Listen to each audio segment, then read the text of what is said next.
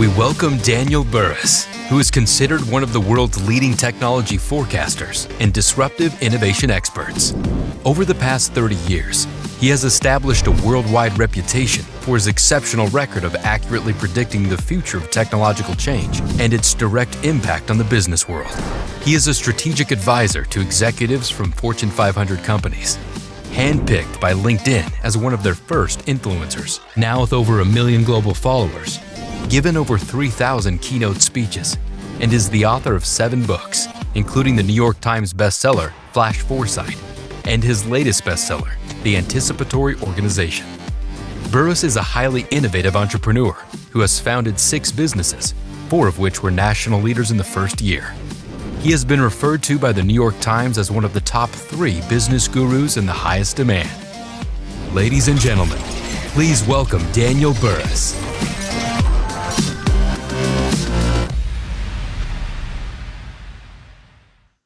All right, here we are. Welcome to another Know What's Next open webinar. It's available to anyone in the world. We have a large global audience joining us, and this is really designed to give you an idea of what is coming, what are some of the trends that you can count on, and especially giving you a chance to ask me questions on anything, excuse me, that you would like to ask. Some of you have been following me for a long time, reading my books. You're part of my Anticipatory Leader Learning System or my Anticipatory Organization network. And some of you might be new to joining us. So if you're new to set up this trends report that I'm going to give you, remember that the way I look at it, trends are either hard trends or soft trends, or either a hard trend based on a future fact that will happen. That means it cannot be changed, and there are opportunities that they reveal. Opportunities where you can see disruption before it disrupts, allowing you to have the choice to be the disruptor or default to being the disrupted, because it's going to happen. It gives you the ability to see problems before you have them, so you can pre-solve them and not have them in the first place, and see new opportunities. The other type of trend is a soft trend, and soft trends, again, are based on an assumption versus a future fact. In other words, it may or may not happen. Doesn't mean that it won't happen, but when it comes to managing risk and innovation and looking for opportunities, it is a big difference. And one of the other things I teach you is on assumptions. There's a couple of different types of assumptions. One is a soft assumption, means it's always done that. I would think that's going to happen. Surely that's logical. But it's soft because you didn't verify it, you didn't check it out. Once you do that, you switch it to what I call a hard assumption. Doesn't make it a future fact, but at least it's more reliable and has less risk. Okay, so it's either a hard trend or a soft trend, and I'm going to do something new for those of you who have joined me for these open webinars in the past. I'm going to actually show you a few slides, bring those in to help cover some of the trends. And remember, I am opening this up to question and answer, where we can learn from each other, not just from me, because we've got a lot of smart people out there. And so if you've got something that comes to mind, type it in down below. We'll save it. And then when it's time for question and answer, Jennifer will bring that up. Before starting and also talking about trends, let me tell you that I have this coming Tuesday, another deep dive. And this deep dive is covering 8 technology-driven hard trends that have been redefining how we live, work, and play for quite a long time. And because they're being driven beyond exponential level, it gives us new levels of opportunity. Now, unlike the open webinar, the deep dive, which is coming up this next Tuesday at noon Central, 1 o'clock Eastern, 10 a.m. Pacific, you need to become a member of my Anticipatory Leader membership, which gives you access to my learning system, tools, resources, other people that are becoming anticipatory leaders around the world, and monthly deep dive. So that one is something that's part of a membership, unlike this one. And just to show you this subject very quickly, because this is the beginning of our trends discussion and knowing what's next, I'm going to be covering the 8 hard trend pathways to innovation. And all of these are increasing beyond exponential levels. They've been increasing for quite a long time. Let me get out of the way of my slide just a little bit.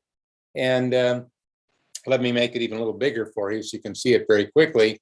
We've got networking, dematerialization, the ability to make things smaller, virtualizing of hardware or software, adding intelligence to just about anything you would like, mobility, both hardware and software, interactivity, making things not just static, but dynamic and interactive, globalization, which is brought to you by technology and is not slowing down. And by the way, supply chain issues are not slowing globalization down, it's rather transforming it.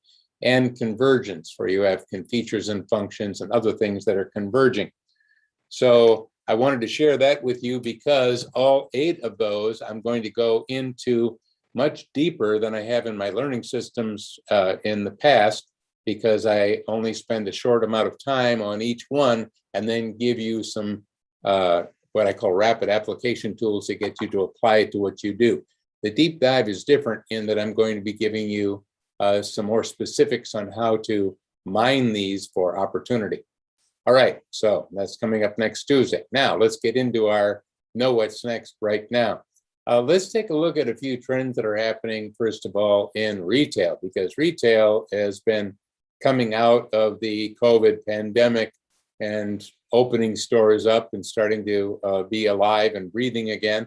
Although the Delta variant has not helped that, it is, as you can see, we're not where we were in 2020 in March and April, where we didn't know anything about the virus or very little other than the fact that it spread very quickly. And it was doubling actually doubling every 3 to 4 days without any mitigation, meaning masks or whatever. So we didn't know that much about it. Now we have vaccines. Now we have ways of treating people to keep them from dying, at least to lower the amount of that.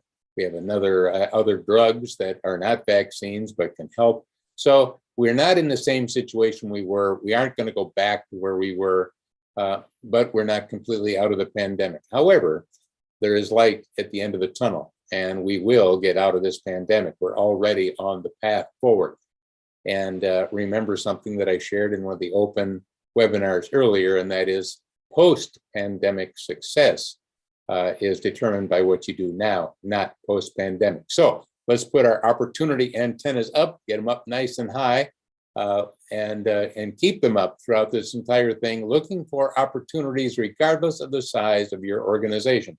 Okay, so I said I was going to talk about retail. Let's cover a few retail trends that I want you to think about. And by the way, you might be saying to yourself, well, I'm not in retail. I don't do retail. Yes, look beyond what you do. Look for what your customers do. Look at new outlets for what you do. You sell products, you sell services, and retail is being redefined. Maybe there is a way to make retail work for you if you're currently not in that space. All right, so a couple of retail trends. So let's make this a little bit bigger so you can see it. Retail shopping is going for sure mainstream, and the interesting part here is that it's with all demographics. So it's a little different. It's where e-commerce was a little bit more in other words, digital shopping. Younger people did that more than older people, but now it's totally gone mainstream. By the way, we're not going back. This is indeed a hard trend, but it doesn't make retail disappear. It forces retail to transform. As you know, this was driven by the pandemic, which forced us back in early 2020 to lock down, close up. We didn't know much about things, and everybody was buying online. So we got kind of used to that, and that will continue to go forward. All right, let's give you another one. I'm going to cover these pretty quickly. All right, to make it a little bigger so you can see it. The shortages continue to drive supply chain innovation. Now, this is a big one because it affects not only online shopping, because you're trying to get things and they are hard to come by or delayed or no longer available, even on Amazon, or you're going into a retail outlet and you'll see a lot of things that used to be in the store shelves aren't there anymore or are in limited supply. And one other thing you've seen, well, the prices have gone up because when you cut down the supply and you have high demand, which we do have from amazing category areas, once again, prices tend to go up. So a lot of this is driven by supply chain issues, everything from chip shortages affecting cars and manufacture of cars, which does go down to people that make steel and people that do moldings. I mean, it has a huge ramification to it. And that is, a lot of that is driven by problems in a couple of the plants that make many of these chips in Taiwan and other places, as well as climate change issues, as well as COVID and demographics. Remember, one of our hard trend categories, driver shortages, which was very predictable. And I've talked about that over the years. And now, of course, hey, it's hitting mainstream. Matter of fact, there's a pilot shortage, another one that was very predictable because there's so many people that have been retiring and they are not being replaced, not to mention COVID. So shortages will continue to drive supply chain innovation. Let me put this back up again and just kind of let's think with our hard trend, soft trend hat on. Digital shopping is going mainstream in all demographics. Hard trend or soft trend? The answer, hard trend, that's something that's not going back. The digital shopping is out, It's the genie is out. So, and now we've gotten used to it. That will continue. The key is how do we take part in it in a new way and magnify what we do and look at new opportunities for us and what you sell, what you market, whether it's a product or a service. Shortages continue. Now shortages of this, just talking materials, supplies, raw materials, whatever it is we're trying to buy. If you're a manufacturer, boy, you understand this really well. This isn't just retail. They will not continue forever. Why? Because of the second part of this, which is a hard trend. It's driving not just a change, but a transformation in how we do shipping and receiving. As a matter of fact, the supply chain is becoming the supply brain as we add AI and IoT and edge computing and other technologies. We're also learning to be more agile. We're also doing what's called reshoring, or we're deciding maybe we shouldn't have everything made in other countries. Maybe there's some things that we should be making in our country, regardless of what your country is. So there's a tremendous change that's taking place to get more control when we have a global something that happens that once again disrupts us. And things do happen, and we want to be more resilient the next time. Also, just as a little side note, this shortage was also caused by the forecast back before the pandemic hit was for less demand for many, many, many items. So manufacturers, as well as wholesalers and distributors, we were running pretty lean. So we didn't have a whole lot of inventory when all of a sudden we were locked down. So that was another one of the issues that plagued us. So we'll see supplies won't be in short demand or short supply forever, and as in terms of products or materials. But the transformation of supply chain will make us far more resilient, anticipatory, as well as adaptable as we go forward. Okay, let's give you another one. Qualified help, hard to find. Well, help is not that hard to find, although that can be hard right now. Qualified help means they're trained, they're educated, they know how to do what you need them to do. They don't need as much training. You're not starting from scratch. That is, of course, much more difficult. Is this a hard trend or soft trend? Well, actually, it's a soft trend, and we could do things to solve that right now. Again, if you're waiting for people to come to you that are qualified, you may be waiting a long time. So the key is, what are you doing to attract them, to get people to want to come to you, to find you? And that, of course, if you're protecting and defending the status quo, doing what you've always done, it'll be much harder for you to attract, especially younger people that are looking for a future. Because really what you're doing is hunkering down with the way it's always been, hoping the past will come back again in a post-pandemic world. But when you are actively trying to not just change, but transform your products, your services, and your businesses, and you need a lot of new thinking and new help to do that, you need to innovate to do that, that can be exciting for all ages, and you're more likely to get people to reach out and find you. So let's not make this a secret. Let's make sure that in social media platforms and other platforms, we're using them to help make that happen. By the way, if you got your antenna up, let's just make sure you understand the opportunity. There are many here. One opportunity is you could be an outsourced company that is helping companies learn how to reposition themselves to attract qualified talent. Most companies don't know how to do that. They have no clue. Man, that is an opportunity. People would buy help in being able to attract qualified talent. Their current methods are frankly antiquated and not working. So are there some new methods? And the answer is absolutely. Again, I just want to make sure you got your antenna up as you look at some of these. Okay, e-commerce brands expand to physical retail. Well, absolutely. We see that e-commerce only brands like Amazon, they've been increasingly expanding into retail by physical brick and mortar buildings. We know that the Amazon bookstores were started, actual physical bookstores were started before the pandemic hit and are continuing to grow. They bought Whole Foods and they're now getting into other areas. As a matter of fact, they're getting into department stores. So will there be an Amazon department store? Oh yeah, it's already, the first one is already being built. So, but it isn't just Amazon. Other strictly e-commerce brands that have built up an e-commerce brand for themselves are now looking at brick and mortar. By the way, why are they doing that? Because one of the problems with being an e-commerce brand is you've got no feet on the street. You don't have any touch points with locals. You don't have any real interface with them other than when they come to your e-commerce site looking for a specific thing. Maybe they're going to surf around a little bit, but there's real power in having feet on the street and a local presence. So that's one of the big draws. And of course, what they're doing is redefining the customer experience, not giving you the old version of retail, but a new, more defined version of retail.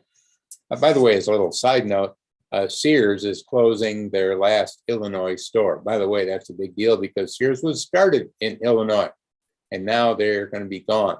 You might remember me talking about, if you've been following me for a while, the concept of future view. How you view the future, to a great extent, shapes how you act in the present. And how you act in the present, to a great extent, shapes your future. In other words, your future view will determine the future you. And if you are pessimistic about the future, you are likely to have a future that reflects your view of that future. I'm, by the way, extremely optimistic because we have a lot of bright bulbs out there, a lot of great people. Humans can do amazing things when they put their mind to it. We have new tools that are allowing us to do impossible things.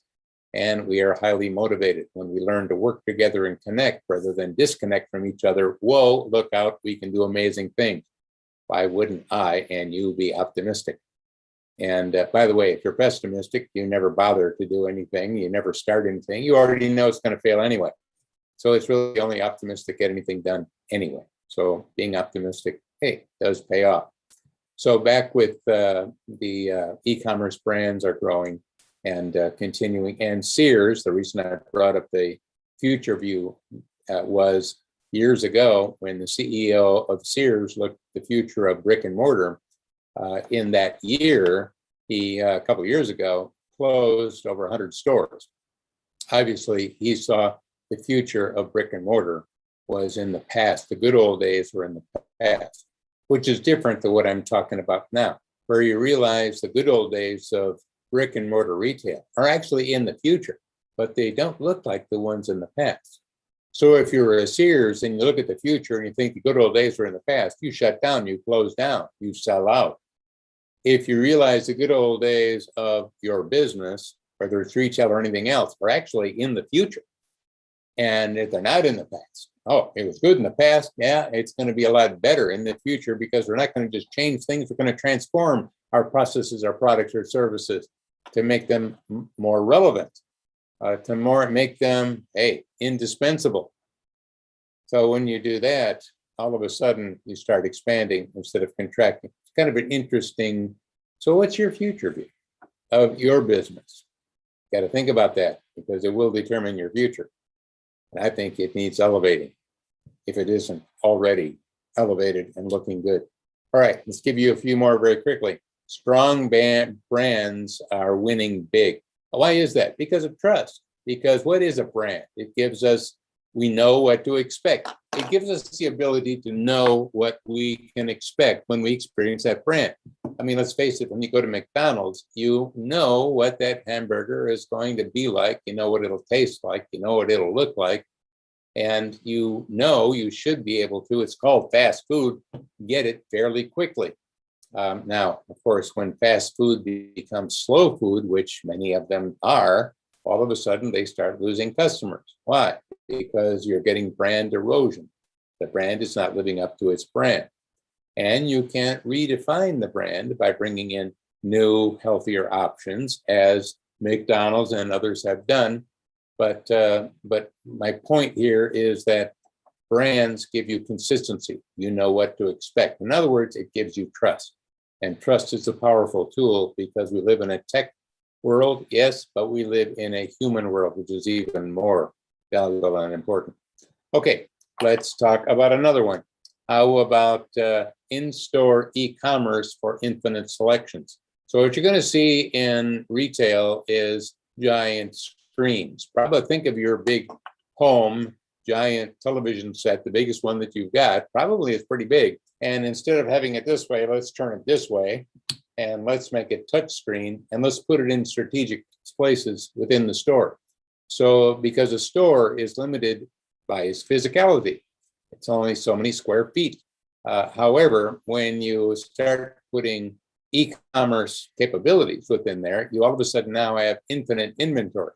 And thanks to 1 and 2 day delivery that can be done, you can have the day of delivery, 1 day delivery, 2 day delivery, and buy things that aren't currently there in stock, but get them.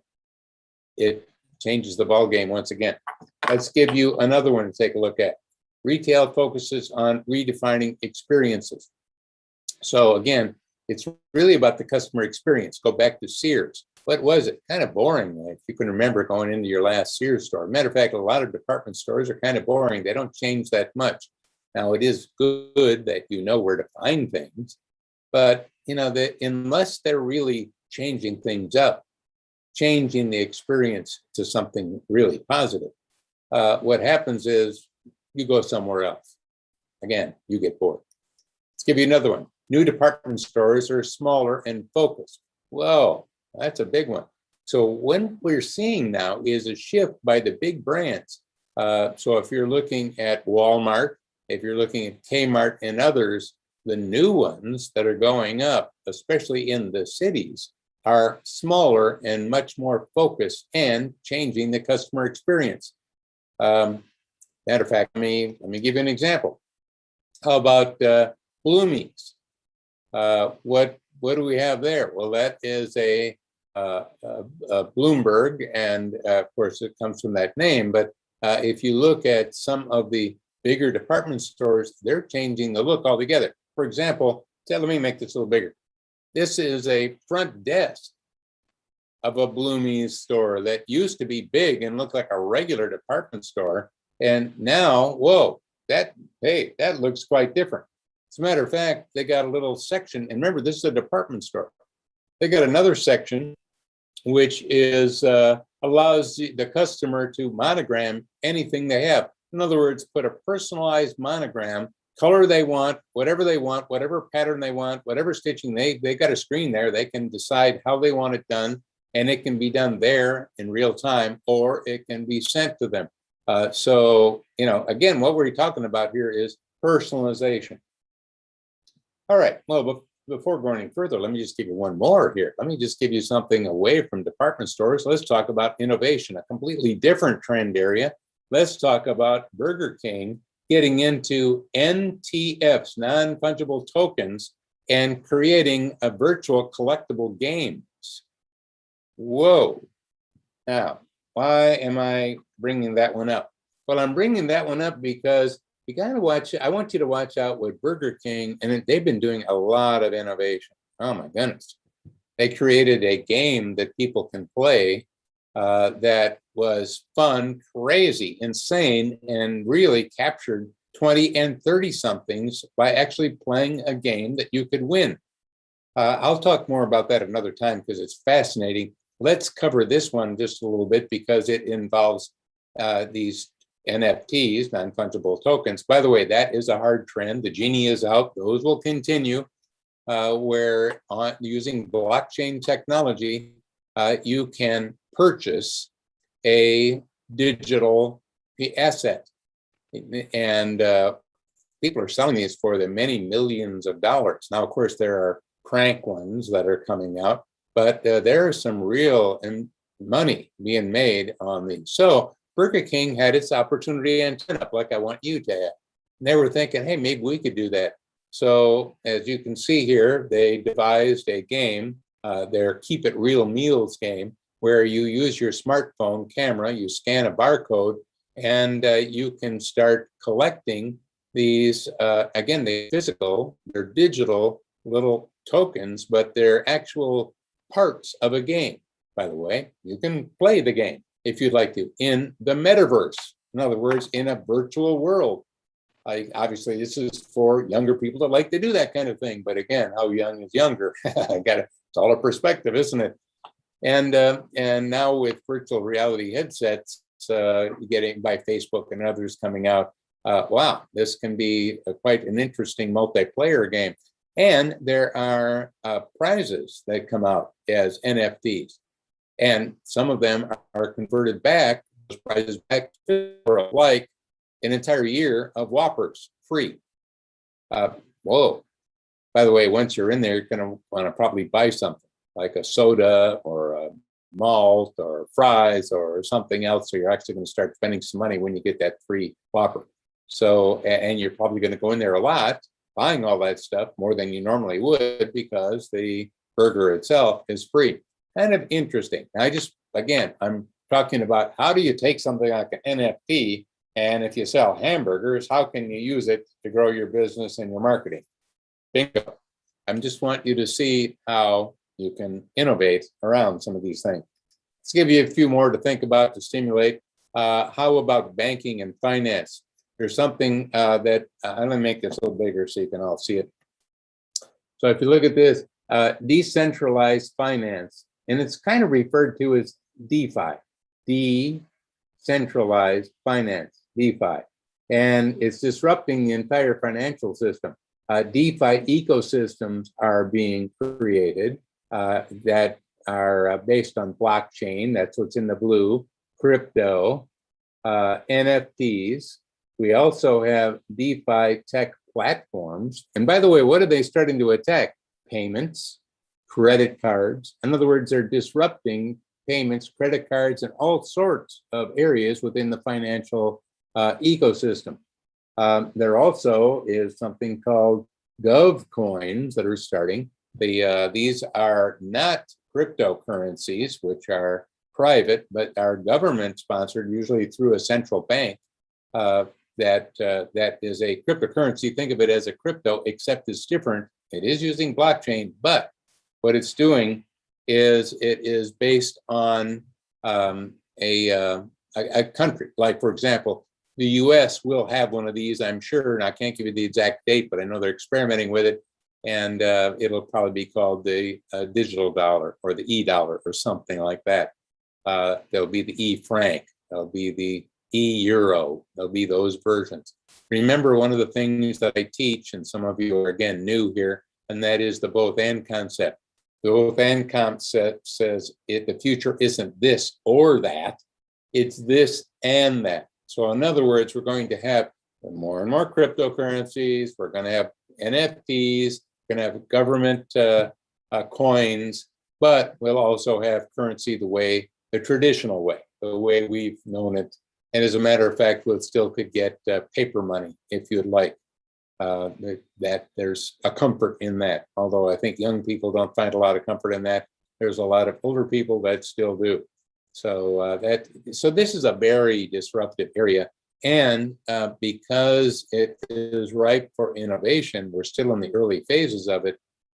It's got opportunities for transactions, to redefine transactions using blockchain. As a matter of fact, speaking of blockchain, why don't we just talk a little bit about blockchain? Let me put this up so you can see it.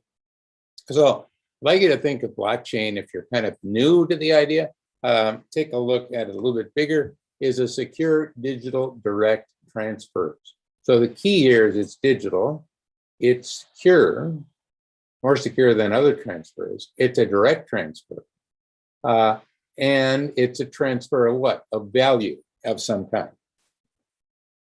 So we have blockchains. Of course, it was started with Bitcoin because that Bitcoin was launched. It needed blockchain to make it work. That was kind of like the underlying technology. It's the underlying technology for all these things like crypto and Gov Coins and everything else.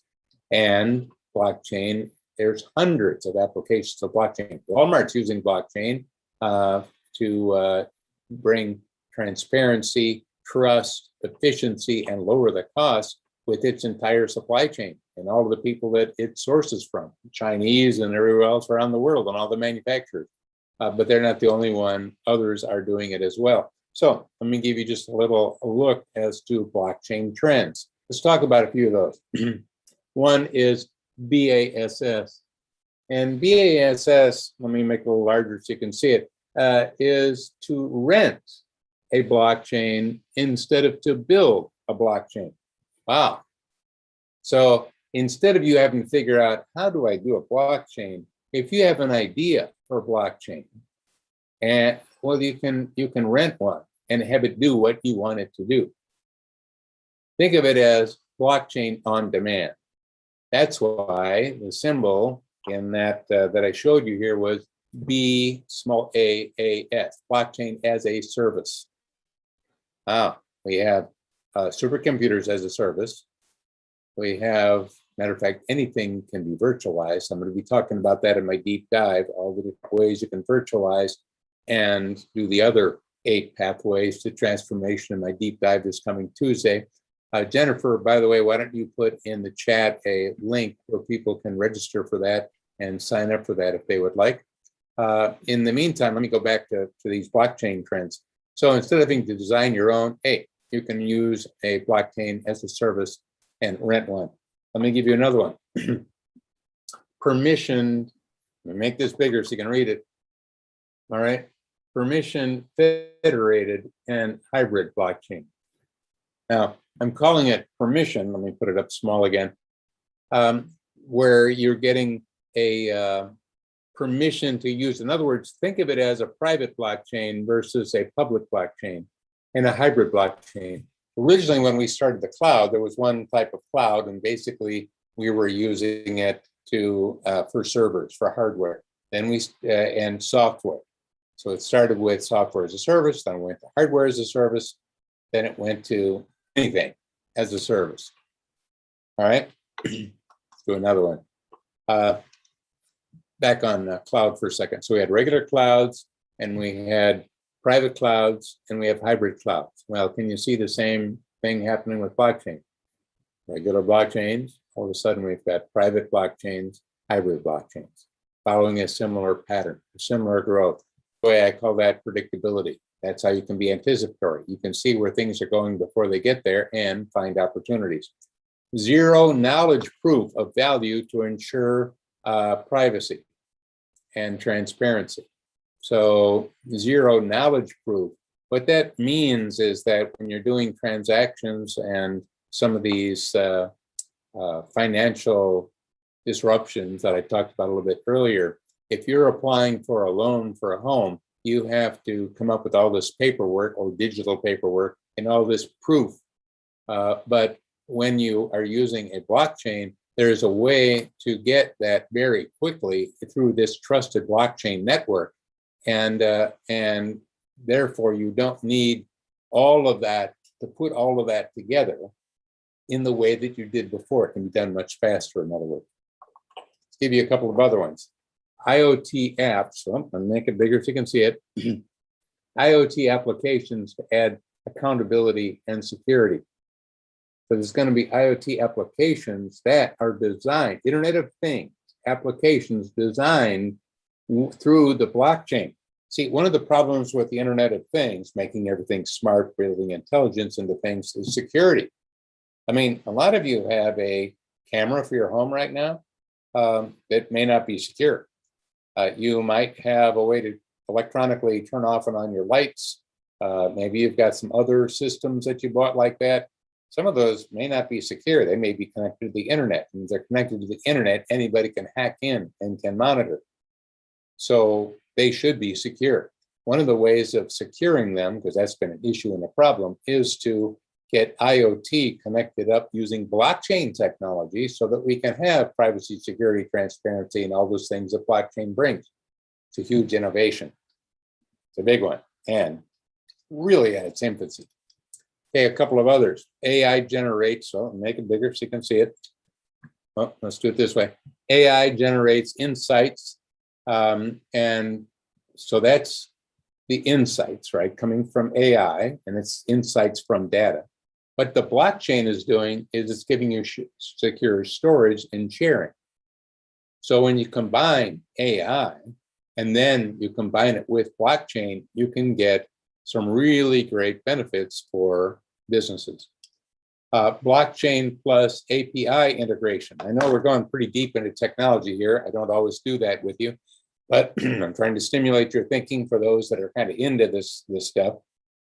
And APIs is a way of me, if I'm creating an app, to connect into something to tap into all that data. Now, there's an interesting thing. Local governments, state governments, national governments, they all have APIs that allow you to tap in to get their data. And you could create an app that you could sell to others if you can find a way to get all that data put together in a package that is meaningful for that group. All right, now that might sound kind of abstract. So what might that be? How about compliance? What if you are build homes in many different states? You could use a API to tap into each state's regulations on home building, provided in real time through an app that you sell to all the people who build homes in all of those states, collecting a lot of money. So that's what an API does. So what blockchain does is it can give you added security and added ways of doing that and monetizing it. Remember, you can rent the blockchain, you don't even have to own it. So that could be huge. And think beyond just the example I gave you. You could apply that to just about anything. Let's give you another one to think about. Users can create blockchain applications quickly. That's a shift that's taken place. So it now is becoming much easier thanks to renting and other non-coding abilities, thanks to AI for creating applications, where you can create an application very quickly for yourself. So if you look at the industry you're in, whatever it is, ask yourself, are we using blockchain yet?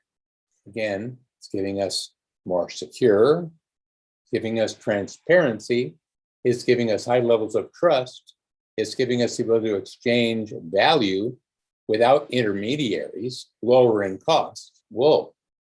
So has blockchain been used? Has it disrupted your industry yet? And if not, maybe you should think about being the disruptor. You don't have to own it, you can even rent it. And it's pretty easy to put the application together. Wow, think about that as an opportunity. All right, give you just a couple more to stimulate you. Blockchain integration is into more business areas. Kind of fits with what I was just talking about, and that is what areas could blockchain go that it currently isn't? It's kind of like with a mobile application. Back, when was that, 2010, I was talking about how we'd see mobile applications for sales and logistics and customer service and remote disease management and purchasing and logistics and supply chain management. And in other words, take mobile applications and apply it to any business process, and you got something. As a matter of fact, you could transform that business process. Well, why can't we do that same game with blockchain? So we'll take blockchain, look at any business process you've got, and ask yourself, is there a way that we can transparent with the benefits of blockchain? Again, more secure, all right, transparency, that can be very useful and very powerful. Also, high levels of trust. So we got security, trust, transparency, an exchange of value. You eliminate the middleman, which lowers the cost. And there are others, but those are some of the really big ones. All right, last slide I will show you, and then I'm going to open it up to questions. I want to remind you of the deep dive that I'm doing this coming Tuesday, where I'm going to cover the 8 hard trend pathways to innovation. Again, we're talking networking, wireless and wired, and virtual networking, all the different ways you can innovate around networking, how you can make and do innovation by making things smaller. You don't have to make them invisible and totally digital. You can just reduce the size of components of things and end up with huge innovations. How you can virtualize anything and add amazing new value and create new products and services by virtualization. The same as with intelligence. You can add intelligence to just about anything. Mobility, whether it's hardware or software. Interactivity, you can make anything interactive. And it can be free to make something interactive, a product interactive. Most of your products aren't interactive. What if they were? What if they were intelligent? You could even do that and combine some of these. How could you be more global than you are? Are you global at all? Could you be more global? Would that expand your market? Hint, yes. And convergence. You can converge features and functions, and you can converge industries, and it gives you the ability to see opportunities long before anyone else can see them. Look, I'm going to be going deep into all of these. This is one you don't want to miss this next Tuesday. To do that, again, you have to become a member of my anticipatory leader system, and you can do it for a month. You can do it for a year. It's a service. And what I found is that people get in, don't want to leave, because just for the deep dives I do every month alone, you get the value out of membership, much less getting the entire learning system, which is an award winner, and the other benefits from being in my anticipatory leader system, including being able to talk with other anticipatory leaders around the world. All right, it's time for questions. Jennifer, do you have any for me? We do. First question is, what do you see as the future of marketing? Do we still need the STP model, segmentation, targeting, positioning? Well, easy answer to that, and that is that we are indeed redefining how we sell, how we market, how we communicate, how we collaborate, how we innovate, how we train, how we educate. We're not just changing those things. The tools to transform every business process, including marketing, is there right now for us. And you can do a lot when you look at that. But remember, let me go back to the both and principle, which is the answer to your question. And that is, how we've done it in the past doesn't go away. You can still advertise on radio. By the way, there are paper newspapers. You can still put an ad in there. And if you do it the right way, you can make money on that ad, because there are people that read paper newspapers. The key is to really understand all of the arrows in your marketing quiver. You see, there used to be just one or two. Am I going to do run an ad on television? That's an arrow. See if I can hit the target. Or radio, see if I can hit the target. Or newspaper, or maybe a mailer that goes out. By the way, you can still do all those, but now you got a lot more arrows in your quiver. So what I'd like you to do is to expand your quiver and realize there's more to it. So your answer is yes, they will still be valid for sure, and redefined using digital tools when you kind of add digital transformation to older processes. Okay, how about another one? Okay, next question is from Kurt. What hard and soft trends do you see specific to cryptocurrency? Well, very good. First of all, remember, crypto is different than Gov Coins, government coins that are issued by central banks, that are starting to happen already, and there's experimenting in China and other places, including the United States, and we even have a couple of Gov Coins already launched by smaller governments. But you're talking about cryptocurrencies. Cryptocurrency back when it was launched in 2009 with Bitcoin, I was quick to say that's a hard trend. It's not a soft trend. The genie is out. It will continue to grow, and there will be many more cryptocurrencies other than blockchain. That was a quote from me in 2009. Obviously, there are hundreds of cryptocurrencies. And Ethereum is basically a more efficient system than blockchain, uses less energy. And really, some of the innovation around crypto is going to be in the underlying energy that it takes to do it, because it's an energy hog. It's very inefficient, especially not blockchain, but Bitcoin, because that was the first one. So it was created with not energy in mind. But Ethereum and some of the other platforms are giving you more of that. Well, it will continue to grow. By the way, if you own blockchain, and by the way, I'm giving you my personal view of it, and I'm giving you, I'm not giving you investing advice. I'm being very, very careful about that. But I'm just going to tell you what I'm going to do. I've got some Bitcoins. I'm not selling them. I'm not telling you what you should do. I'm just telling you what I'm doing. I'm not selling them. I think you're going to see them continue to be volatile. They'll continue to ride a roller coaster. But again, my prediction I'm going to hold to since 2009. And that is, whether it's blockchain or any of the other cryptos, they will ride roller coasters, but the roller coaster is a roller coaster that is going up. All right. Okay, let's have another one. Okay, next question is from Richard. Would appreciate your views of the post-COVID future of America's largest cities. Oh, that is a really great one. Thank you for that. That's what I loved about all of you, is that you're all smart and ask really good questions. And so to answer that, as you could tell, when COVID hit, a lot of the businesses downtown were shut down. People that live downtown weren't having as much fun as they were having in the past. As you can see, I've started all of my 6 companies in the Milwaukee, Wisconsin area, out in the suburbs, actually, out in what's called Lake Country. And I still have a lake home there, and that is still where Burrus Research is housed. However, I also have an office and a home in San Diego. Voila, behind you. And San Diego, when I live right downtown, right on the water, and it was less fun to be downtown in any city, whether it be San Diego or anyone else, when COVID hit and we locked down and restaurants and everything was closed down. Now, as you know, we're no longer in that kind of a lockdown, although we still have different states and different regions having to do different things, because COVID is, with Delta, is still giving us problems. But to kind of answer so what happened?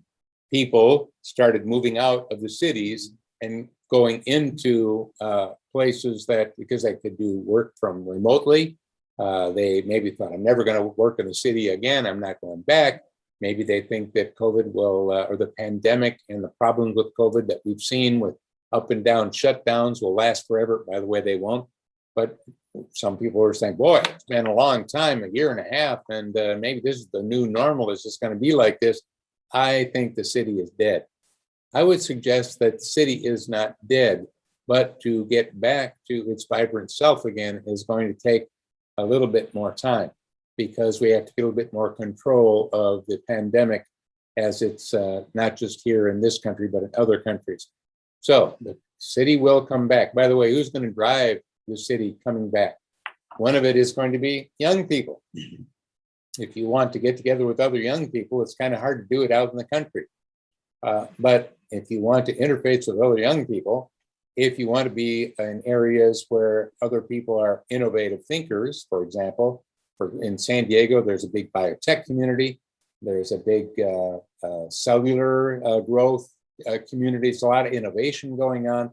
So if you want to be around innovation hubs, and of course, it isn't just San Diego, but other cities like that, hey, that's attractive. And of course, it isn't just about technology and innovation. There are a lot of things to love about downtown Chicago, downtown Pittsburgh, downtown Boston, downtown, you name it. And cities have upgraded themselves quite a bit over the years. So you will see us coming up with new ways of handling problems that the pandemic has accelerated, problems that have been accelerated, like homelessness and like, closings and less fun and masks and things like that. That is things that we're dealing with, working on, and you'll see the cities come back strong. However, there still will be a lot of people that will be able to work remotely, work outside, will not come back to the city. There'll be new people that are coming into the city. So there's a future for cities. Probably, by the way, all of these questions deserve hours of answers from me. I'm having to make them relatively short, hopefully giving you a couple of insights, but I want to make sure some other people get a chance to ask me questions. So let's have another one. Okay, next question is from Abby. Anything specific seen for advanced smart mobility apart from CCS fast charging and business modal innovations? Yeah, well, there's a lot right there. Fast charging, of course, is happening. There's new battery technologies that are being developed right now that are allowing us to charge at ultra speeds. Matter of fact, there's a couple of startups I'm working with that could recharge a Tesla in minutes. Whoa, like in just minutes. So you can't even fill a gas tank up in minutes. I mean, it takes more than 2 minutes to fill a 20-gallon gas tank up. So there's some innovations coming that are something. Also, there's a car now that has got over 500-mile range. Not a Tesla, by the way. And Tesla is up in the 300-mile range without a charge. So there's some major innovations taking place there. But when it comes to urban mobility, going back to the cities now, tying into your question, being able to have electric scooters and electric different ways of moving people around where they don't have to own, they can rent. It's a service. Matter of fact, car ownership in the city is going to be different than car ownership in the country. Always remember the both and concept. We're going to still have car ownership, but we're also going to have another way of doing it. In where I live in San Diego, I have access to 4 different cars that I can use as part of a zip car thing that they did. So I can use a car whenever I want to. It's available when I want, and all I got to do is walk down and use my phone, and away I go, and I pay for the use. But I also have a car because there are times when I want to do something that I can't. I don't want to use the zip car for. So it's a both and world. A lot of innovation in all those areas. We've got time for a few more calls. I'd love to talk more about that. It's huge. Let's have a few more. A question from Alberto. How do you see the future of developing countries in the post-pandemic scenario based off of the trends you described? Well, I'm excited for the developing world because, again, it's more of a struggle to get out of the pandemic because they haven't had access to a vaccine like we have in other parts of the world. But as you can see, the nations that are larger are doing their part to try to get vaccines to the developing world, because that's where, of course, when people have large groups of people that are unvaccinated and we have COVID spreading, we get new variations like Delta, and then we can get more of those. So it serves all of us to make sure that we kind of get control of this whole thing. But again, you're asking me about post-pandemic, which we will get to. And I see it, once again, thriving quite well because the tools of technology are allowing not just big, expensive businesses and countries that can afford it, but also small individuals to do global business. As a matter of fact, it's pretty easy right now for a one-person company to do global business easily and make a lot of money. A 2-person company, a 5-person company. I'll be talking a little bit more about that in my deep dive, but I've already talked about it today with some of you. If you've been paying attention to some of the trends that I just earmarked, especially around blockchain. But again, that's just one technology. There are many. Don't forget to go to my burrus.com if you're new, and the home page, and you can, matter of fact, I'll have Jennifer put a link to that if she would in the chat, and you can download my latest trends list so you can see the hard trend technologies that are redefining our world on us. There's opportunities for the developing world in there, and I think we'll see a strong move forward. The biggest barrier I think that we see taking place is climate change, affecting and moving populations, moving diseases. But remember, when there's something bad that happens, there's something good that happens. And by the way, when something good happens, there's something bad that just happened. So what I'm getting at is, if it is something bad, climate change creating problems, it's also creating new opportunities. So make sure you have your antenna up to look for, in developing world or anywhere you might be, what are the new opportunities driven by the new problems? They always coexist. All right, we just got a few minutes left. I'm going to take one more question, then I'm going to close it down. I want to thank you all for being with me today. And remember, we'll be doing another one of these open webinars next month, where I'll pick some specific areas. I think maybe you might like that. Give me feedback. Let me know what you like. Send me some emails. And I'd love to be serving you even better. And of course, we got the deep dive coming up. All right, one more question. We got just time. Okay, last question is from Kurt. How can business best protect from excessive debt in nation states across the world? Well, one thing to do is to pay attention to debt in nation states across the world. And there are known metrics for when debt gets kind of out of whack. And our old definition of it's too much has been redefined a little bit, because there are big countries, China, the United States, that can print money. And used to be, when you could just print money if you need more money, there was a downside to that. Now it's becoming increasingly clear that there's a new kind of downside, and it's not the old downside. What is the new downside, and how does it impact business?